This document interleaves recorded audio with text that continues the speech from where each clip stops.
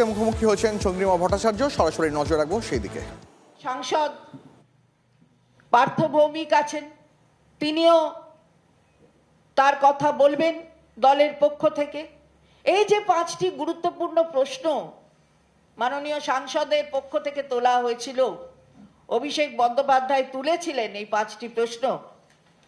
সেই 5টি প্রশ্ন সব রাজ্য স্পেশাল ইন্টেন্সিভ রিভিশন হচ্ছে, হঠাৎ স্পেশাল রিভিশন হচ্ছে কোথায়?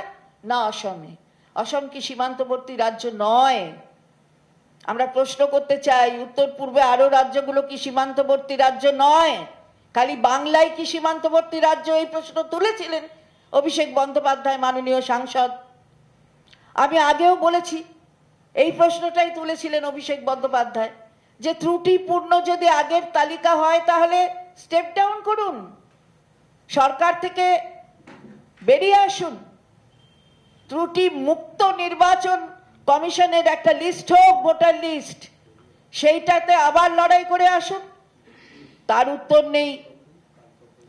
এই যে এত মৃত্যু হয়েছে অপরিকল্পিতভাবে, পরিকাঠামোহীন একটা ক্ষেত্র তৈরি করে, তার উত্তর দেবে কে, দায় নেবে কে, সে কথাও তিনি তুলেছিলেন। উদ্বেগ প্রকাশ করেছিলেন যে বিজেপির তুচ্ছ অভিযোগগুলো প্রাধান্য পাচ্ছে, কিন্তু তৃণমূল কংগ্রেস যখন সঠিক অভিযোগ করছে সেটা প্রাধান্য পাচ্ছে না। কিন্তু আজকে প্রকারান্তরে তৃণমূল কংগ্রেসের কথাটাকেই স্বীকার করতে হয়েছে। আর তিনি দাবি করেছিলেন যে ওই 1 কোটি ভোটার বাদ যাবে, ইলেকশন অত দফায় হবে না, এত দফায় হবে। বাবা, কার সাথে ভাব? আমরা প্রশ্ন করতে চাই, কার সাথে ভাব? কোনো উত্তর নেই।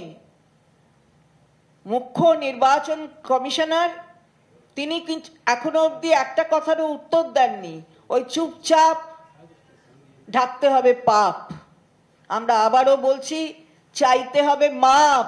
এটা মনে রাখবেন, জনতার কাছে, জনতার ওপরে কেউ নেই। আমি মাননীয় সাংসদ আমাদের পার্থ ভৌমিক, তাকে তার কথা বলার জন্য অনুরোধ করব। ধন্যবাদ মাননীয় মন্ত্রী চন্দ্রিমা ভট্টাচার্য মহাশয়কে। তিনি তার কথা দলের পক্ষ থেকে, তৃণমূল কংগ্রেসের পক্ষ থেকে বিস্তারিতভাবে বলেছেন।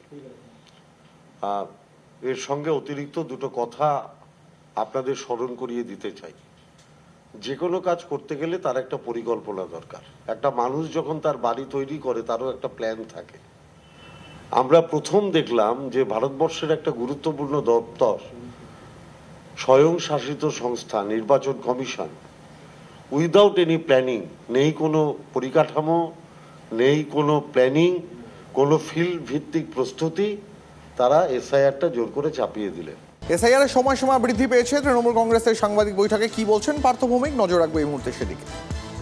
ভয় দেখিয়ে, নইলে অন্য কোনো রকম ভাবে জোর করে নিজেদের পক্ষে বলানোর চেষ্টা করাটা, এবং সর্বশেষ ভারতীয় নির্বাচন কমিশন তাদেরও নিরপেক্ষতাকে তুলে দিয়ে নিজেদের দলের স্বার্থে কাজে লাগান।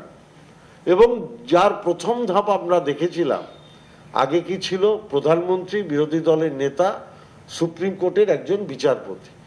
আমরা দেখলাম সুপ্রিম কোর্টের বিচারপতির জায়গাটাকে ক্যান্সেল করে প্রধানমন্ত্রী মনোনীত এক ব্যক্তির নাম, অর্থাৎ 2:1 করে দেওয়া হলো, যাতে নির্বাচন কমিশনারকে নিজেদের পছন্দ মতো বসানো যায়।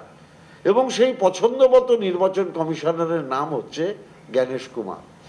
আমার প্রশ্ন, ভারতীয় জনতা পার্টি কিংবা জ্ঞানেশ কুমার তারা কি মৃত্যুর দায় নেবেন?